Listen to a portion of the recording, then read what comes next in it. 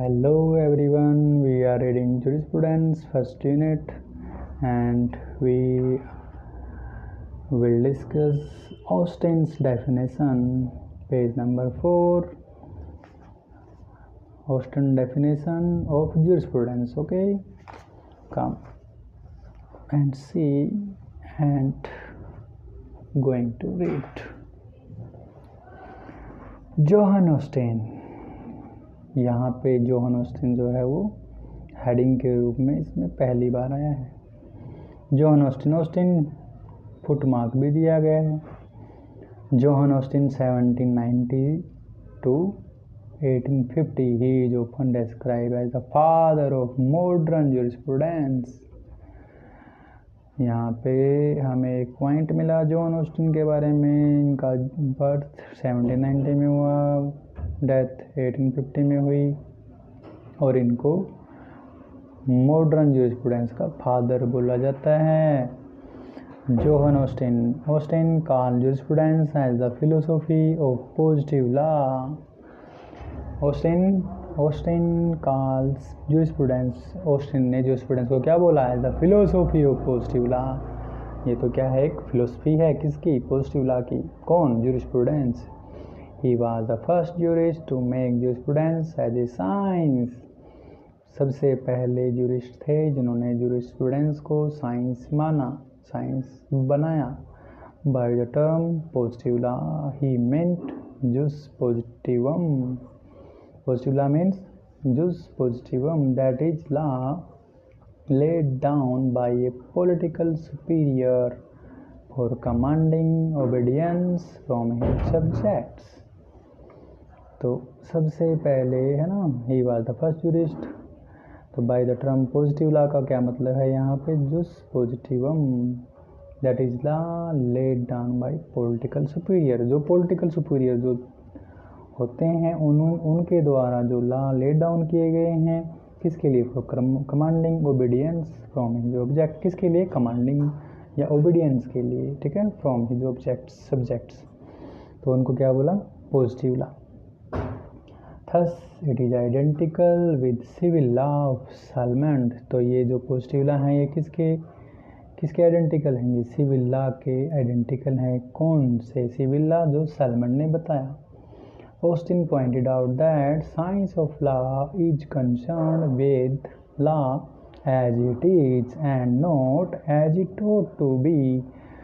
Austin ने point out किया, क्या पॉइंट आउट किया?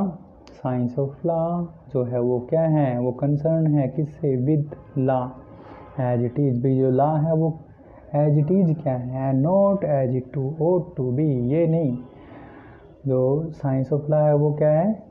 भी जो है वो है as it is and not as it ought to be. भी वो होनी क्या चाहिए उससे नहीं मतलब।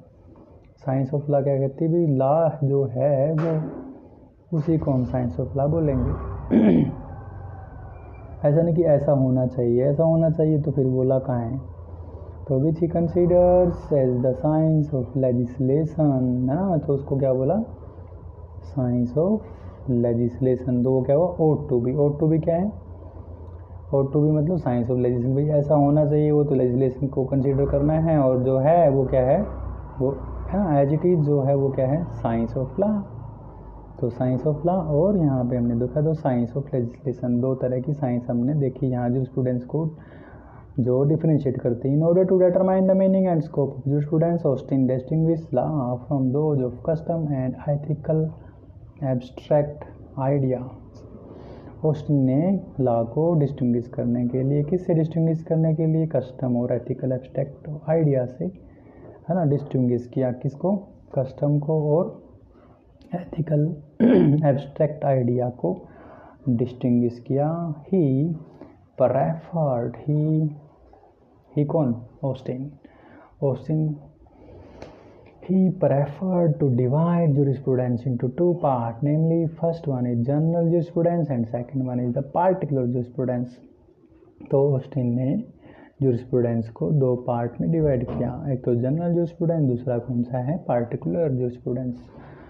बाई जनरल jurisprudence के लिए फुटनोट है। First point, Austin lecturer on jurisprudence 1907 PP 47 to 48। Okay, तो ये क्या है, लेक्चर्स दिए हुए हैं जूरिस्प्रूडेंस के, किसने, ऑस्टिन ने। तो उसमें से ये पॉइंट उठाया है, जनरल जूरिस्प्रूडेंस। क्या होता है जनरल जूरिस्प्रूडेंस?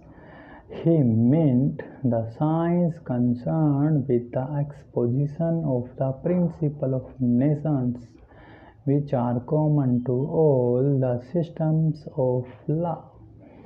जनरल जूरिस्प्रूडेंस में क्या आएगा, उन्होंने बताया साइंस, वो science concern with the exposition of principle of nation, भाई जो एक नेशन के जो प्रिंसिपल हैं उसको एक्सपोज करना, which are common to all the system of law, जो सारे के सारे लोग के जो सिस्टम है उनमें कॉमन है, उन जो प्रिंसिपल हैं उन प्रिंसिपल को क्या करना, एक्सपोज करना, उस साइंस को क्या बोलेंगे, जनरल जूरिस्प्रूडेंस।